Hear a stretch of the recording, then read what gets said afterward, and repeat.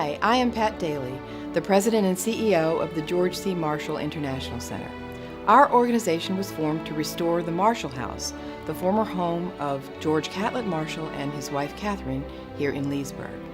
Our founders had a vision for the Marshall Center, that it would become an exemplary education center, offering programs that preserve and advance Marshall's enduring legacy by demonstrating its relevance to modern times. In keeping with this vision, we host international speakers whose talks often relate the Marshall Plan and Marshall's leadership principles to the current geopolitical climate. During the past 12 years, more than 350 high school students from Loudoun County, Germany, Austria, and France have participated in our student partnership exchange programs. We are currently conducting pilot programs that give college students pursuing careers in science, technology, engineering, and math, or STEM, opportunities to explore how German students are preparing for their STEM careers. In a moment, our docent director, Tom Bowers, will take you on a tour of the Marshall House. I invite you to visit our website, join our community, and help us preserve the enduring legacy of a true American hero, George Catlett Marshall.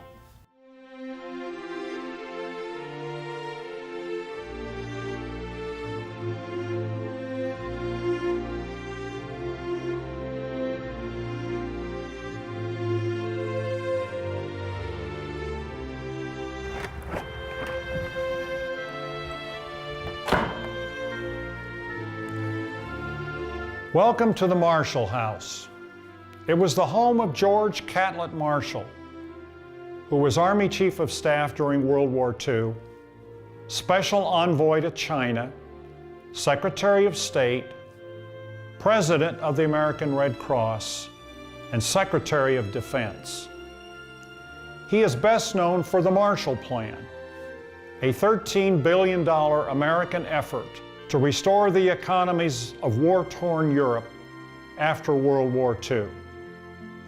George Marshall and his second wife, Catherine, bought this house in 1941 and lived here until his death in 1959. The house was restored in 2005 to the way it was when the Marshalls lived here in the 1950s. Approximately 90% of the items in the house were owned by the Marshalls. Many of them are associated with Marshall's unique role as a military leader and diplomat, and one of the most important figures of the 20th century. I'm Tom Bowers, and I'll be your host on this tour of the Marshall House. But it's only by visiting the house in person that you can get a true sense of this important house and the American patriot who lived here.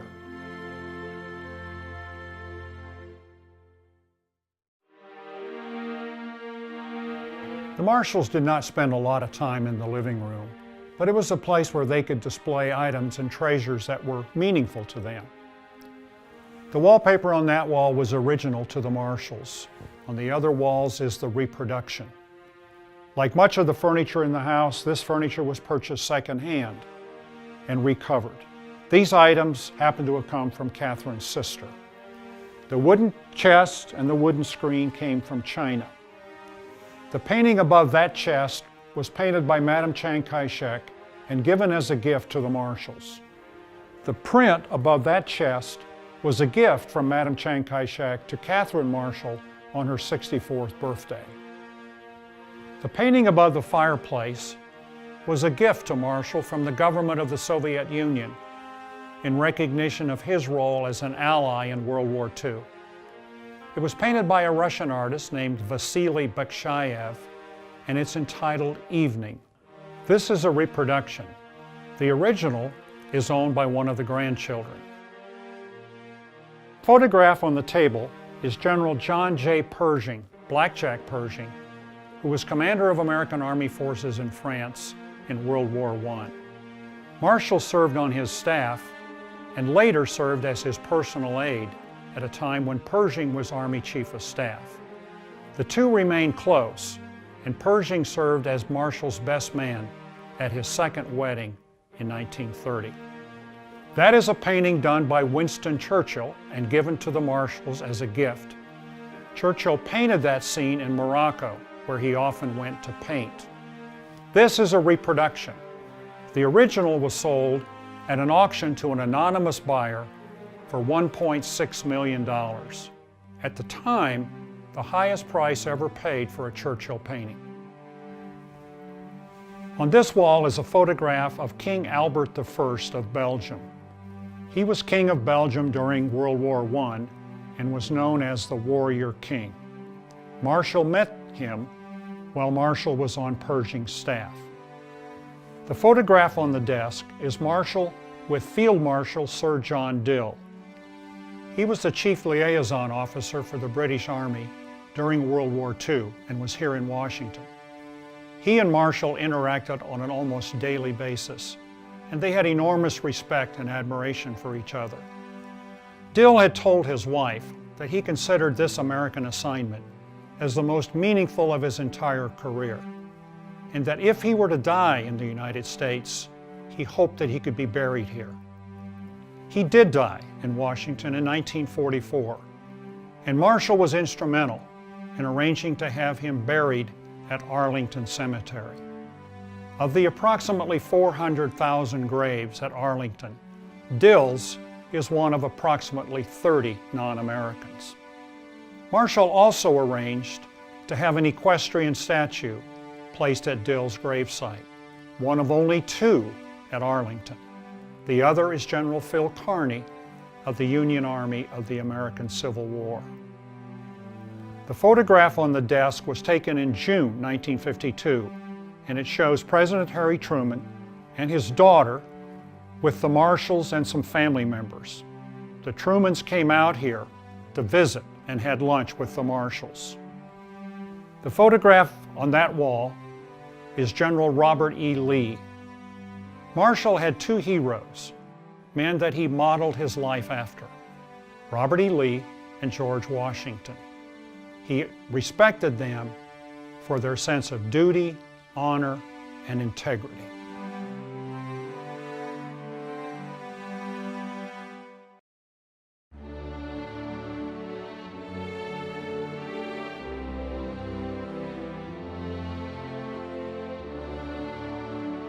Now we're in the kitchen, and although Catherine Marshall enjoyed cooking, most of the work in here was done by live-in servants.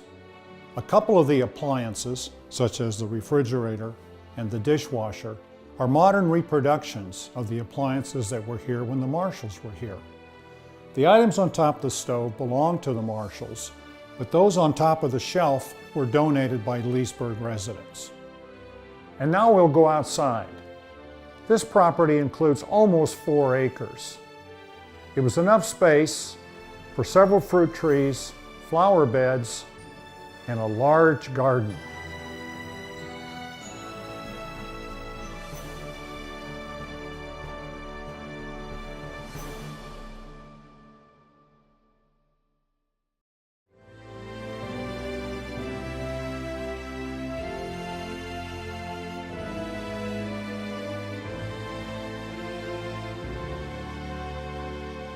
The Marshalls enjoyed working outdoors, in the flower beds, and in this vegetable garden, where General Marshall grew potatoes, tomatoes, asparagus, and even beets that no one seemed to eat.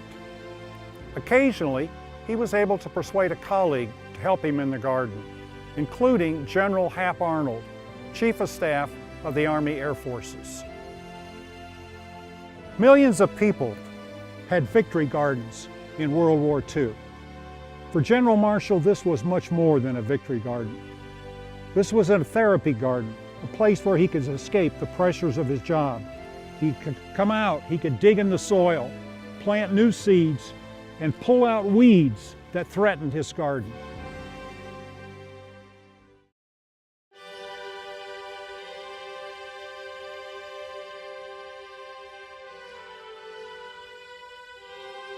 The Marshalls enjoyed being outside for relaxation or even occasionally for an important meeting.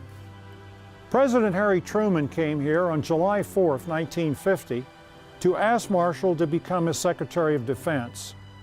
And Marshall later described that meeting. "The President sat under my oak trees," he said, "and told me his difficulties, and he had me at a disadvantage." This stone court was the only architectural change the Marshalls made. They enjoyed coffee in the morning, occasional lunches, or a cool drink in the afternoon when they had finished working in the garden.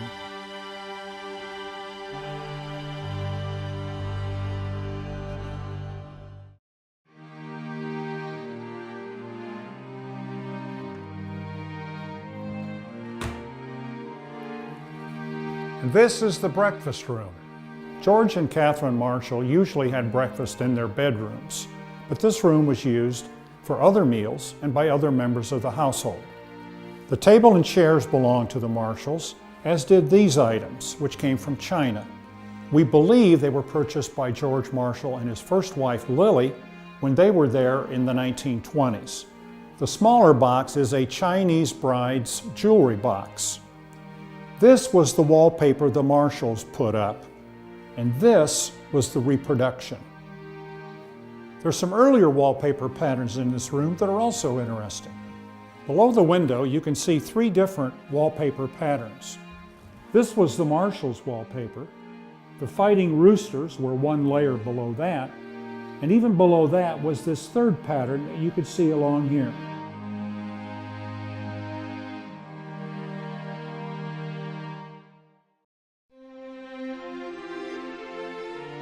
If the walls in this dining room could talk, they could tell us many stories about the world and national leaders who sat around this table with the Marshalls.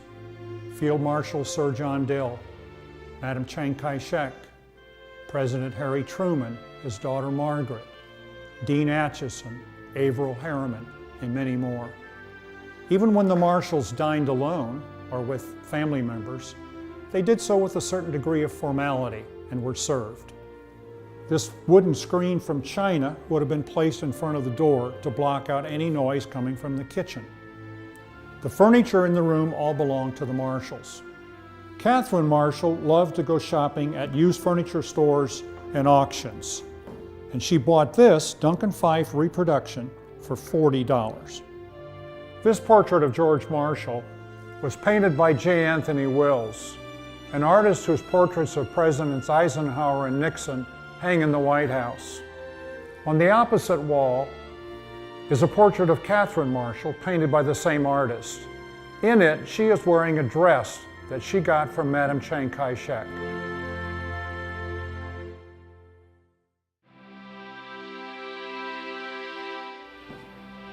This hallway and the one above it were added to the house in the 1850s.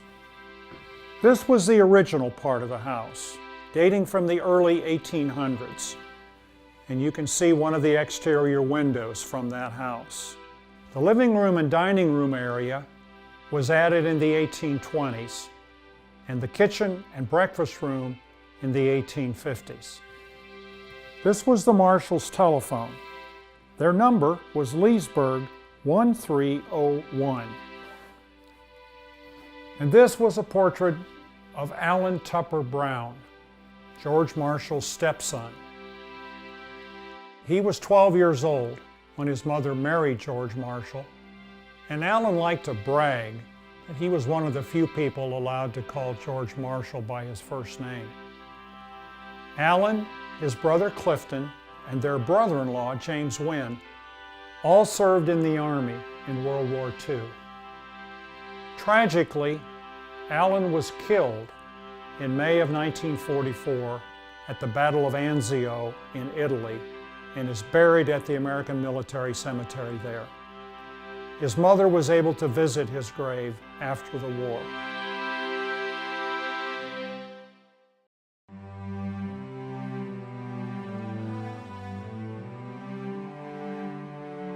George Marshall used this small room as a private office. As a permanent five-star general after 1946, he had an office at the Pentagon and a secretary to help him with his correspondence. When he did receive letters here, Sergeant Hefner, his orderly, would open the letters and put them on General Marshall's desk. These shelves contain some memorabilia from Marshall's career, including a World War II helmet, some photographs of wartime conferences, that showed General Marshall with world leaders such as President Roosevelt and Prime Minister Churchill. This is a print made from a painting by President Eisenhower in 1959. The Eisenhowers sent it as a special gift to their friends. George Marshall had died in October 1959, so this came to Catherine Marshall with a note. Dear Mrs. Marshall, with best Christmas wishes, Mamie and Dwight Eisenhower. The Marshalls used this Eastman Kodak box camera to take many photographs. General Marshall built this cabinet and put broom handles in as pegs for his many hats. And this is one of his many canes and walking sticks.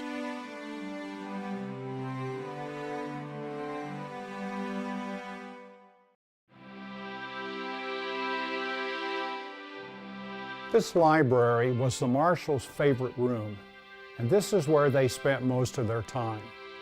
The furniture, which they purchased used, has been recovered, but the curtains are original to the Marshalls.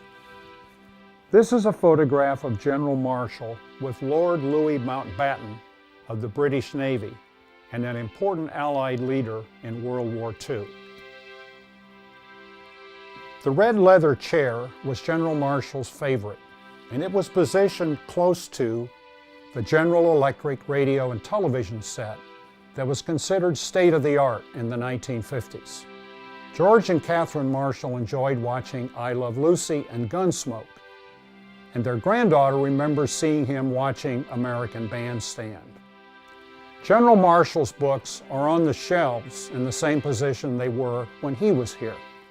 Marshall's favorites were military histories, biographies, and westerns. That's the official coronation photograph of Queen Elizabeth II from 1953. George Marshall represented the American people at the coronation. When he walked into the coronation, the British citizens recognized him and stood and applauded. It wasn't until later that he realized that they were applauding for him. The picture on the wall is another of Robert E. Lee.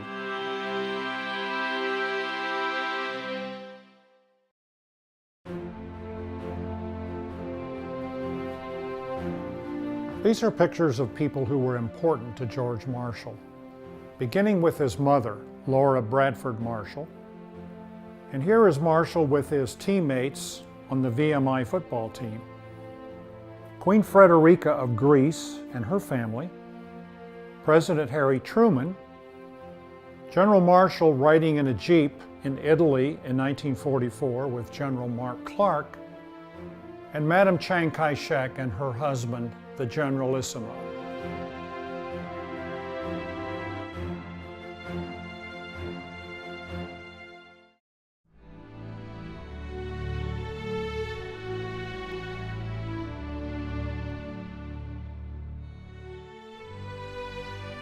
George and Catherine Marshall had separate bedrooms. This was his, and hers was on the other side of that bathroom. One of the reasons for their separate bedrooms was their different morning routines. He awoke early and went out to work in his garden or left for his office in Washington, D.C.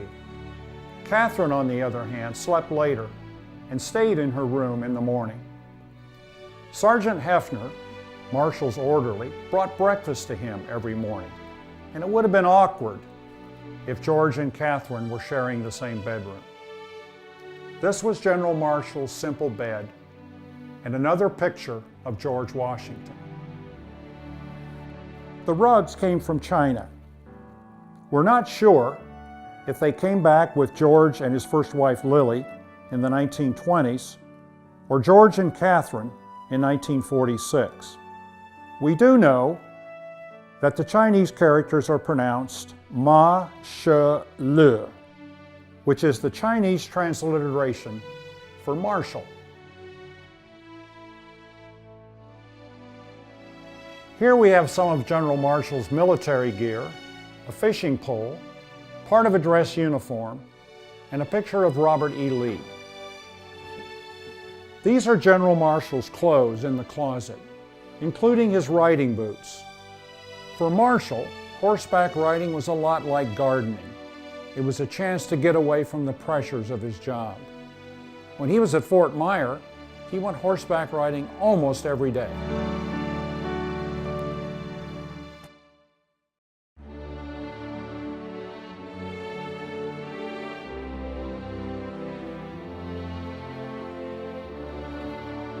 This was Catherine Marshall's bedroom. She was a graduate of Hollins College and aspired to be a stage actress. Her father was opposed to the idea, however, but he allowed her to go to England to study theater. She did more than study theater. She joined a professional Shakespearean company and performed on stage. She returned to the United States after a couple of years and married Clifton Brown, an attorney, and they settled in Baltimore.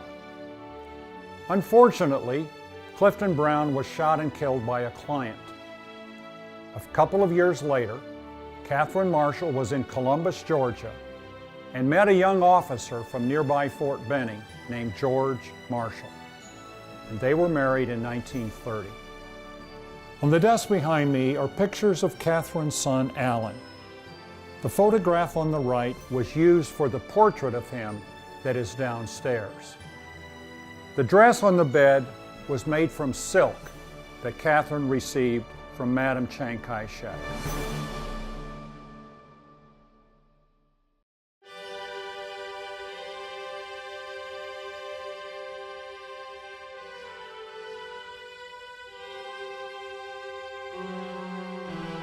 While they were looking for a house, Catherine Marshall saw this sign in the yard and stopped to take a look.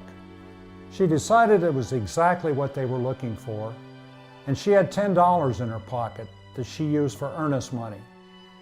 Before she left, she pulled the sign out of the ground and threw it under some bushes so that nobody else could see that the house was for sale. This bright and airy room was the guest room while the Marshalls lived here. The most famous person to stay here was Madame Chiang Kai-shek, who visited on 2 occasions. The Marshalls' wallpaper was removed at the time of the restoration of the house. New wallpaper was put up in 2013. Jim Wynn, one of the Marshalls' grandchildren who had spent time here as a boy, was asked to recall what the wallpaper looked like. This was his memory of the upper part of the wall, and that was the lower part. Based on those 2 watercolors, a wallpaper expert determined that this was probably the pattern that was here when the Marshalls were here, and it was used to make enough to paper the entire room. Over here are 2 pictures of Catherine Marshall. This one shows her in her later years, and this shows a much younger Catherine Marshall holding this feather.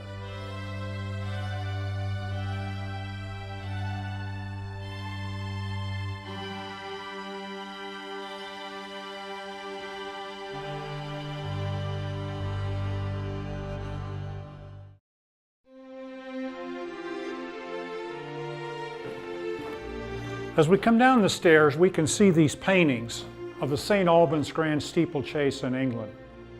They were a gift to General Marshall from Bernard Baruch, the powerful financier who was an advisor to President Franklin Roosevelt. Marshall cultivated his friendship with Baruch as he dealt with both Roosevelt and Winston Churchill. To my left is a painting of fish. It was a gift to Marshall from the Chinese Cultural Enterprise Company in 1946. The koi are considered symbols of good luck, as is the number of fish in the painting, 9. George Marshall was one of the most important figures in American history. President Harry Truman said he was the greatest military mind the United States ever produced. Prime Minister Winston Churchill called him the organizer of the Allied victory in World War II. The Nobel Committee lauded him for his efforts toward world peace. Although he was born in Pennsylvania, George Marshall chose this house in Leesburg, Virginia, as his home and haven. It was here that he came to rest and relax and to work in his beloved garden. World and national leaders sought his wise counsel and advice within these walls and under the magnificent oak trees. I hope this visit to the Marshall House has given you a better appreciation for this humble and patriotic man who answered his country's many calls to duty.